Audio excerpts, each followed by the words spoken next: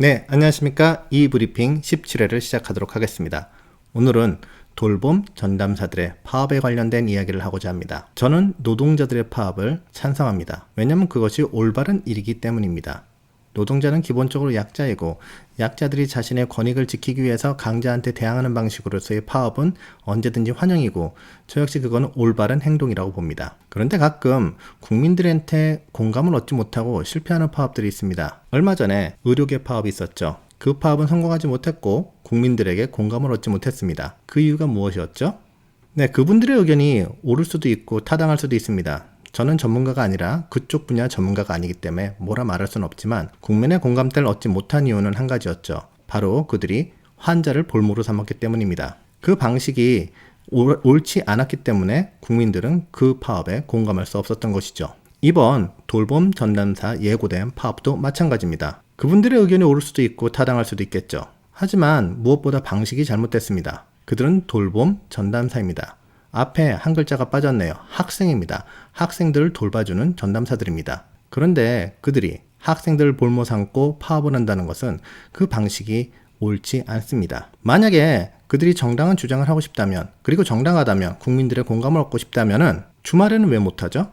주말에 하셔야죠. 아니면 학생들 돌봄 시간이 아닌 때 하셔야죠. 그렇지 않고 학생들을 돌봐야 되는 분들이 거리에 나가서 자신의 주장을 한다면 그 누가 공감할 수 있겠습니까? 그 주장이 타당할지라도. 문제는 그 주장조차도 사실은 타당하지 않습니다. 그것은 곧 말씀드리도록 하겠습니다. 저는 이 파업을 반대합니다. 돌봄 전담사들이 학생들을 내팽개치고 자신들의 이익을 위해서 어떤 파업, 집단 행동을 하는 것은 저는 올바르지 않다고 보기 때문입니다. 자, 그렇다면은 돌봄 전담사들의 주장은 무엇이고 왜 그들은 파업을 하려는 것일까요? 가장 큰 이슈는 이겁니다. 돌봄 서비스가 지금 현재 학교에서 진행되고 있는 서비스가 지자체로 이관되는 것을 반대하는 겁니다. 저는 이미 앞에 여러 번 영상에서 밝혔듯이 돌봄 서비스는 사실상 학교에서 이루어지면 안 됩니다. 그럼 어디서 이루어져야 옳을까요? 그것은 사실은 가정입니다. 돌봄은 가정에서 이루어지고 교육은 학교에서 이루어지고 가장 이상적인 관계이죠. 가장 이상적인 것입니다. 하지만 불행히도 저희는 급속한 경제 발전으로 인해서 그것의 밸런스를 맞추지 못했어요. 균형을 맞추지 못하다 보니까는 가정이 지금 해체될 위기에 있는 겁니다. 당연히 학생들은 방과 후에 부모님의 어떤 가정의 보살핌 속에 있어야지 올바른 것이겠지요. 하지만 현실은 그렇지 않죠. 하지만 향후 앞으로의 방향성은 어떻게 돼야 되느냐? 학교에서는 교육을, 그 다음에 돌봄은 가정에서 할 수 있도록 사회가 변화돼 가야 합니다. 그 발걸음이 지금 한 걸음씩 한 걸음씩 가고 있는 것이 뭡니까? 최저임금을 높이고 있고 근로시간을 줄이고 있는 겁니다. 그리고 지금 그 과도기적인 시간이기 때문에 돌봄 서비스가 존재하는 것이죠. 그렇다면 돌봄 서비스가 지자체로 가는 것은요, 올바른 수순입니다. 왜냐? 지금 돌봄 서비스 받는 학생들은요, 더 질 높은 서비스를 받아야 합니다. 당연한 거 아닐까요? 그러기 위해서 지자체로 이관돼야 되는 겁니다. 가끔 걱정하시는 분들이 계십니다. 지자체로 넘어가게 되면 각 지역별 지자체 예산도 다르고 그리고 그들의 서비스 어떤 행정 능력도 다르기 때문에 서비스의 질이 떨어지지 않을까? 그런 염려는 하지 않으셔도 좋을 겁니다. 왜냐하면 지자체에서 한다고 해서 국가의 보조가 없진 않을 테니까요. 오히려 학교에서 할 때 그 편차가 심해질 수 있습니다. 한 학급당 인원수도 다를 수 있고요. 그리고 거기에 따른 인력 배치는 똑같습니다. 그러다 보니까 오히려 학교에서 했을 때 그 편차가 더 심해지면 심해졌지 지자체로 넘어갔을 때는 그 편차가 오히려 줄어들 겁니다. 그리고 지자체로 넘어가게 되면 기본적으로 서비스는 경쟁을 하게 되죠. 경쟁을 하게 되면 당연히 서비스의 질은 높아질 수뿐이 없습니다. 또한 이런 주장을 하는 분들도 있죠. 돌봄 시간을 더 늘려달라. 특히 돌봄 전담사 분들 중에서 돌봄 시간을 더 늘려달라고 했는데 아까 전에 제가 말씀드렸지 않습니까?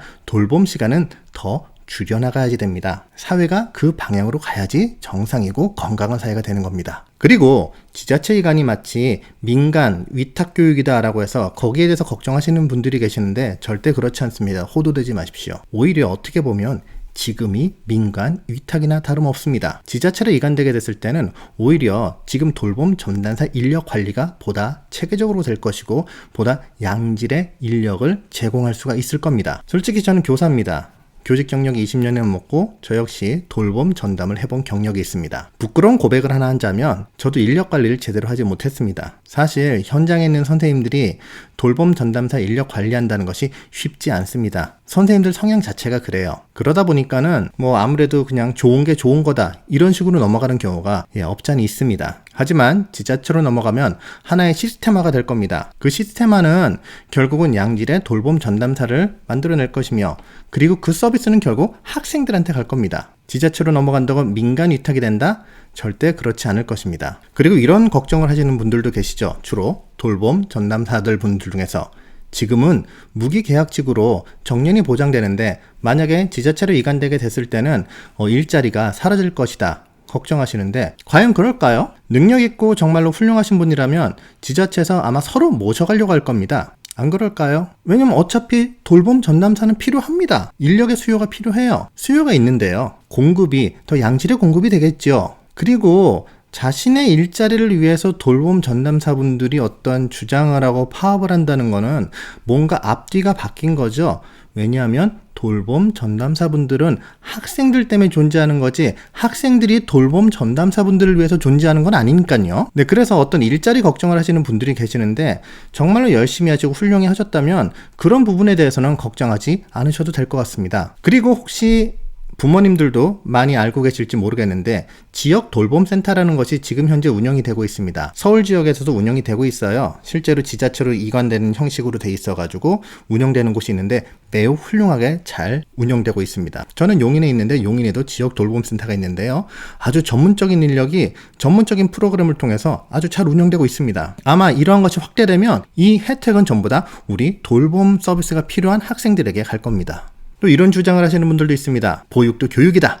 그러니까 학교에 있어야 된다. 죄송하지만 제가 교육자로서 말씀드리겠습니다. 보육은 교육이 아닙니다. 물론 광의, 넓은 뜻으로 본다면 그것도 교육에 속할 수 있겠죠. 그런데 그런 식으로 넓게 잡는다면 그냥 흔한 말로 집에서 하는 밥상머리 교육도 교육입니다. 지금 학교는 공공기관이죠.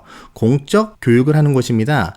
여기서 말하는 교육이란, 즉 학교에서의 교육이라는 건요. 어떤 것이냐면요. 바로 제도권 교육은 형식이 있어야 되고요. 이 형식에 맞게 장기적인 계획이 있어야 됩니다. 그것을 우리가 교육과정이라고 부르죠. 그리고 그 교육과정을 운영하는 사람들은 전문적인 자격증을 가진 인원들로 구성이 됩니다. 우리가 흔히 말하는 교사, 선생님을 말하는 겁니다. 그런 식으로 운영되는 교육기관이 바로 학교입니다. 그것을 학교에선 교육이라고 하죠. 보육은 현재 그냥 보육일 뿐입니다. 그것을 교육이라고 해서 학교에 있어야 된다. 이러한 주장은 타당하지 않습니다. 그분들은 교육에 대해서 잘 모르시는 분들이에요. 또한 지자체 기관이 되면 학교 시설을 이용할 수가 없다. 그럴 수도 있겠죠. 만약에 지자체가 여러 개 된다면 지역 돌봄센터를 만들어서 구태여 학교 시설을 이용하지 않을 수도 있습니다. 학교 시설이 더 쾌적하고 좋다고요? 그렇지 않을걸요. 지자체에서 훨씬 더 지역 돌봄센터를 잘 운영하고 시설도 좋게 만들 겁니다. 그건 확실합니다. 제가 아까 전에 말씀드렸죠. 경쟁이 생기게 되면 질은 높아지게 돼 있습니다. 그리고 만약에 지자체가 정말 여건이 안 된다면 학교 시설 이용할 수 있습니다. 학교 시설 충분히 이용할 수 있어요. 그리고 학생들은 시설의 이용 폭이 더 넓어집니다. 혹시 돌봄 지금 서비스 이용하시는 부모님들 알고 계시나요? 경기도 지역 같은 경우에는 지금 아이들한테 그 과일, 간식을 배송하고 있습니다. 아마 올해는 안 될 거예요. 안 되고 있을 겁니다. 작년까지는 했거든요. 이미 지자체에서 과일 간식 서비스를 제공하고 있고요. 각 지자체의 보건소에서는 학생들, 돌봄 학생들 체력 증진을 위한 프로그램들을 운용해서 하고 있어요. 실제로 작년에도 했고 재작년에도 했습니다. 아마 올해는 코로나19 때문에 안 하는 걸로 알고 있는데 이런 서비스들이 이미 제공이 되고 있거든요. 근데 그게 지자체로 이관이 된다면 더 유기적으로 갈 수가 있겠죠. 예를 들어 시청에서 과일 간식 서비스를 하기 위해서 각 학교로 배송하는데 시간도 오래 걸리고 어떤 데는 배송이 안 되는 경우도 있고 배송 기간도 길어요. 그런 게 오히려 없어지겠죠. 굉장히 효율적으로 운영이 될 겁니다. 그리고 학교 시설도 이용할 수 있어요. 충분히.